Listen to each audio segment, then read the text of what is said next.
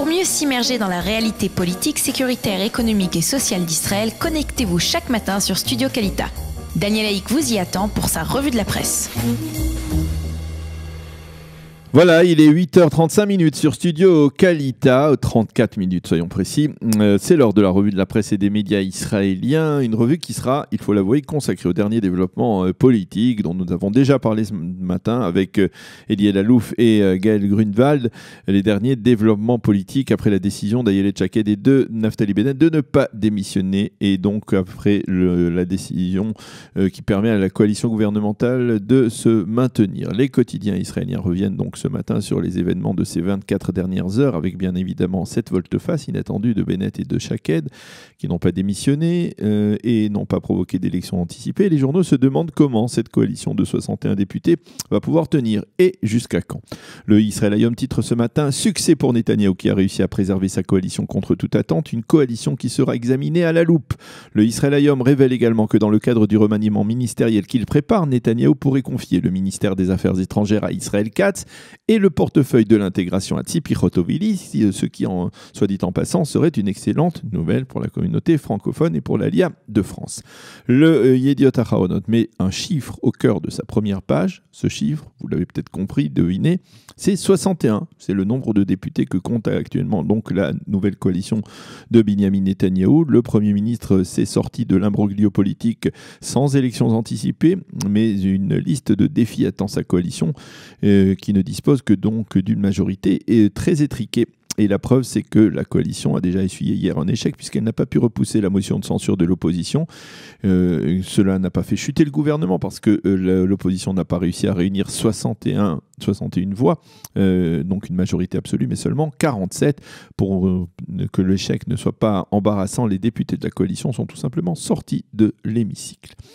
Le Maariv, lui, parle ce matin de jeu d'échecs politiques et il énonce les défis de cette coalition au cours des prochains mois. Le journal explique que Bennett et Shaked pourront faire passer chaque semaine au moins des examens de passage de politique musclée, politique sécuritaire musclée à Binyamin Netanyahou, le nouveau ministre de la Défense, par exemple en l'appelant à évacuer d'urgence ou le plus tôt possible la localité bédouine de Khan el-Ahmar, qui a été construite illégalement, ou en exigeant le limogeage de Dina Zilber, la conseillère juridique du gouvernement adjointe qui a subi les foudres de Ayelet Shaked, on le sait depuis plusieurs semaines. Les journaux qui, comme l'ensemble des Israéliens, tentent de comprendre quels sont les développements sécuritaires qui ont guidé le comportement de Netanyahou et même la volte-face de Naftali Bennett hier, nous allons y revenir avec les révélations d'Amit Segal, le très célèbre journaliste du journaux télévisé de la seconde chaîne, ce que l'on appelle désormais les Hadashot, mais une information plutôt une déclaration qui a fait froncer les sourcils de nombreuses personnes hier au sein de l'armée. On n'a pas du tout apprécié que dans son allocution hier à la Knesset, Naftali Bennett prétende que dans la réalité sécuritaire actuelle, les soldats ont plus peur des conseillers juridiques que de Yihye Sinwar, le patron du Hamas à Gaza. Le chef d'état-major de Tzahal, le général Gadi Eisenkot, a protesté contre cette déclaration et le conseiller juridique du gouvernement, Avichai Mendelblit, a affirmé que les juristes de l'armée étaient les garants des valeurs de Tzahal. Mais un officier supérieur qui a tenu à garder l'anonymat a déclaré hier. Et est-ce que, une phrase qui pourrait être importante, est-ce que les soldats qui étaient la semaine dernière près du domicile de Yihye Sinwar ont eu aussi plus peur des juristes que du chef du Hamas? Une petite phrase donc, qui pourrait nous conduire à avancer que l'opération de la semaine dernière de l'unité spéciale de Tzahal, qui avait été conduite par le lieutenant-colonel Mem M, était apparemment destinée à poser des écoutes téléphoniques au domicile du patron du Hamas et dans la bande de Gaza. Cela pourrait expliquer l'importance du dispositif de sécurité auquel de la part du Hamas, dispositif de sécurité des terroristes auxquels les soldats israéliens, commandés donc par le lieutenant-colonel M, ont été confrontés. Les quotidiens israéliens qui reprennent le déroulement des dernières 48 heures affirment tous que Naftali Bennett et Ayelet Shaked avaient la ferme intention de démissionner, en particulier après que le Premier ministre Netanyahou ait annoncé à la nation qu'il devenait ministre de la Défense et que M. Sécurité devenait en fait le ministre de la Sécurité. Mais durant la nuit, eh bien, des pressions de toutes parts ont été exercées sur les deux leaders du foyer juif par de nombreuses personnalités dans la mouvance sioniste religieuse.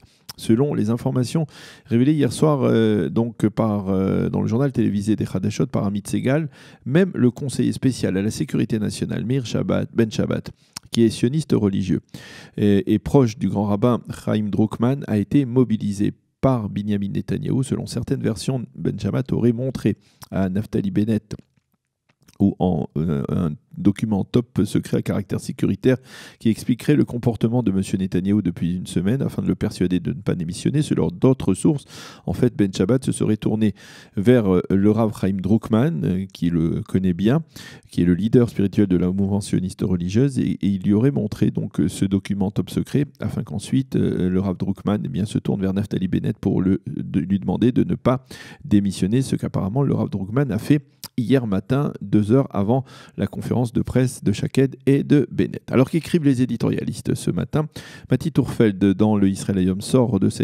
affirme que Binyamin Netanyahou sort de cette crise en grand vainqueur. Il a repris la main et peut-être peut lui-même diriger au lieu d'être dirigé ou conduit par ses partenaires. Quant à Lieberman, qui a pris place hier dans les bancs de l'opposition à côté du député arabe Ayman Oudeh, il a appris à ses dépens que l'on ne peut pas entraîner aussi facilement que l'on veut un pays vers des élections. Yehuda Schlesinger, toujours dans le Israël Hayom, écrit que même si Netanyahou a stabilisé sa coalition, il est peu probable qu'elle parvienne au bout de son mandat.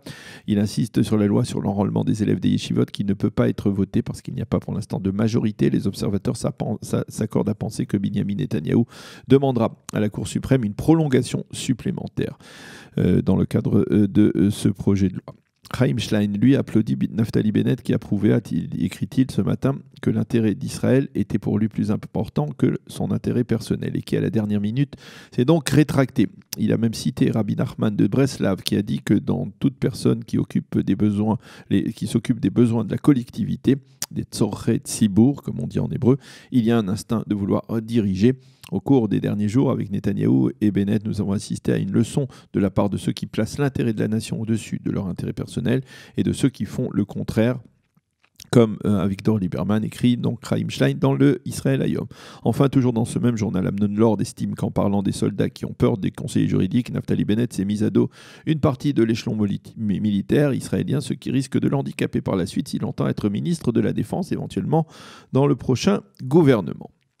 Ben Dror Yemini, en page 2 du Yediot Aharonot, se demande si, après ces développements politiques de ces derniers jours, Netanyahou va modifier, comme le réclame Bennett, sa politique et la durcir, la politique sécuritaire essentiellement. Est-ce que le gouvernement de complaisance est tombé et que désormais nous allons avoir affaire à un gouvernement plus musclé de quoi parlent Netanyahou et Bennett lorsqu'ils sous-entendent qu'il y a des développements sécuritaires, se demande ce matin donc Ben Dror Yemini. Quant à Ifrat El Erlir, toujours dans le Yediot Aharonot, elle estime également que Bennett et Shaked ont fait preuve hier de maturité politique. Ils ont grimpé trop haut sur un arbre, mais ils ont compris qu'il était préférable d'en descendre avec le moins de dégâts possible. Le Haaretz commente lui aussi l'annonce de Bennett et de Shaked et Jonathan Lee écrit que durant la nuit de dimanche à lundi, Bennett et Shaked ont compris que Netanyahou leur avait tendu un piège. Ravit Hert, toujours dans le Haaretz, écrit que le foyer juif avait planifié un véritable putsch politique contre Netanyahou, mais celui-ci a échoué.